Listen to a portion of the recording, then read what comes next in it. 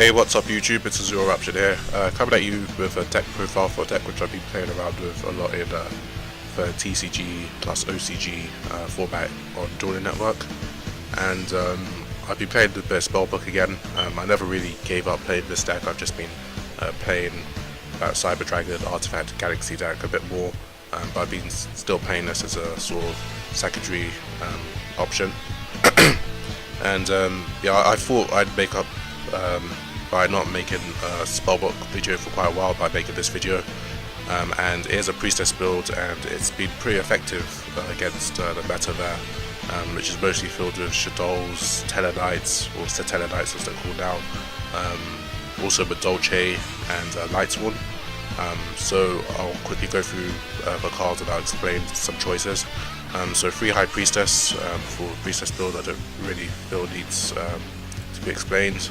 2 Justice, I paid 2 Justice because I'm paying 2 Guard Car, and I don't want to pay 3rd Justice because I rarely ever have targets, because about 40% of the time I'm going to draw a Priestess, and then when you add in dualities and Guard Car it's even higher, so it's probably around half the time that I'll draw a Priestess, so that means half the time my 3rd Justice will be dead, so I just choose to play 2.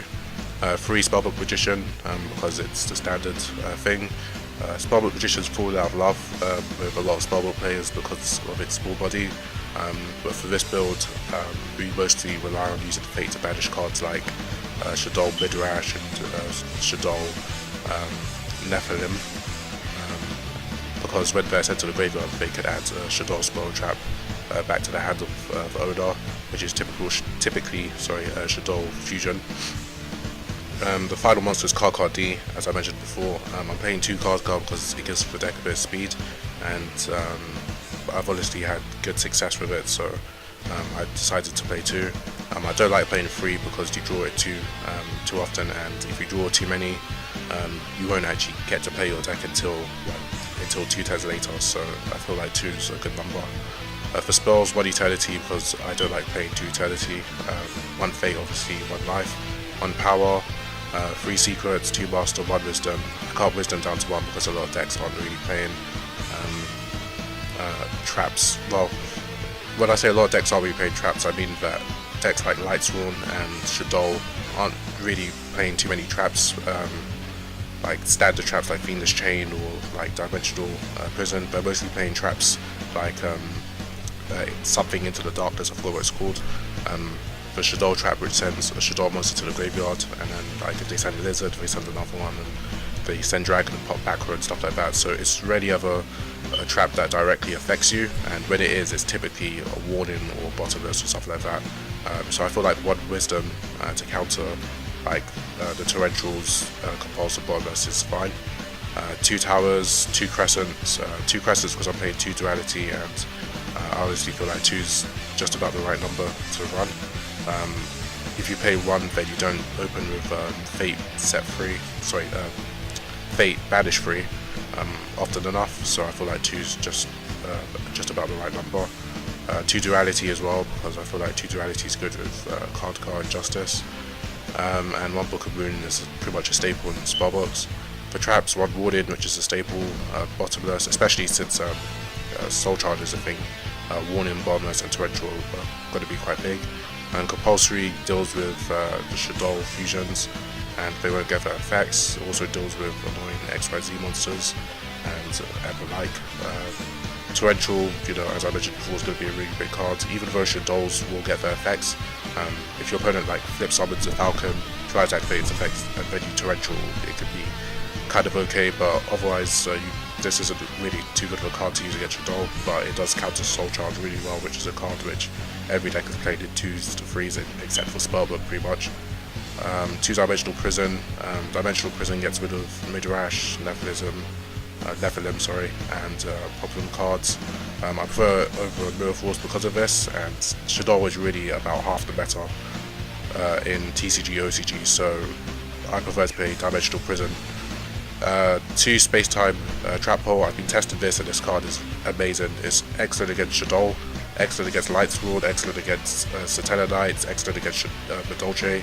The only sorry, I was about to say it's not good against Spellbook, but it actually is. You can return Priestess to the deck, which is pretty big. So this card is really good. I think it's going to be a card to look out for in the future, and through testing it's been really amazing. 2 Fiendish Chain, 2 Wabokus. It's really good when you're when you're tributing Card Car and Justice, and if your field's a bit open, or you can save your Spellbook Magicians from destruction, and then next turn you can summon another and overlay. And 1 Trap Stun. This is something which I'm just testing, and I just put in to fill up the deck. You can take this out and change it for something else, but it's to counter those cards which I mentioned before, cards that don't directly destroy or affect your monsters, but they summon or use a different monster to do so. So cards like Philosophy of the Artifacts, a Shaddoll trap card that sends a Shaddoll to the graveyard, they don't directly affect your monsters, but they do so it's really difficult to explain, but they affect your monsters by sending other monsters to affect your monsters, if that makes sense. So that's why I feel like Trap Stun is okay. It's also really good if you've got like a couple of Priestess in hand and you just want to safely get them to the field. For the extra deck, 2 El Shaddoll Midrash and 2 El Shaddoll Nephilim. I'll explain that when I get to Super Polarization. The rest is pretty much just stable. I am playing these because there's just simply enough space in the Spellbook extra deck, so I feel like it's worth a side. But yeah, and the extra deck is pretty much self-explanatory. For the side, 3 back C against Madolche, Lightsworn to some degree, but mostly Madolche and Tellarknights, because Tellarknights will go Vega and try to special summon Altair, and Altair special summons Deneb, and then they make Delta, so you get quite a few draws off of back C when they go for that, and it's just a really good card in general. 1 Dimensional Fissure. Dimensional Fissure is just a floodgate card, it counters so many decks. 3 MST obviously is pretty much a staple for a Spellbook side deck, because we need to get rid of mistakes and Imperial Iron Rules.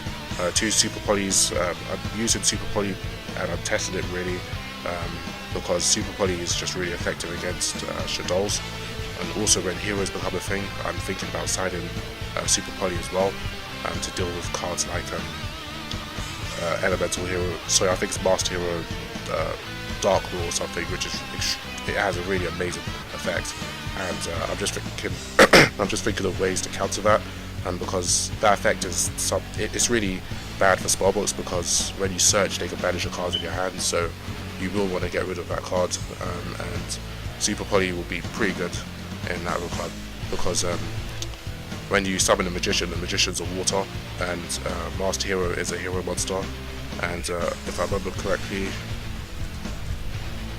Absolute Zero only requires a hero and a water, so you can Super Poly your Spellbook Magician and their Dark Law and make an Ab Zero, so that's why I'm kind of considering Super Poly, and Dark Law becomes a thing. Moving on, 3 Shadow Prisoner Mirror for Shaddolls and other dark decks, and 3 Black Hordes, because Black Horde is effective against everything. Lightsworn, apart from Shaddoll, really, it's effective against Madolche, Satella Knights, and Lightsworn, so I think Black Horde's worth it. So that's the deck, guys. I'm still testing it, but I thought I'd make this video because I haven't made a Spellbook related video in quite a while. So this is Zero Option signing out, and have a nice day.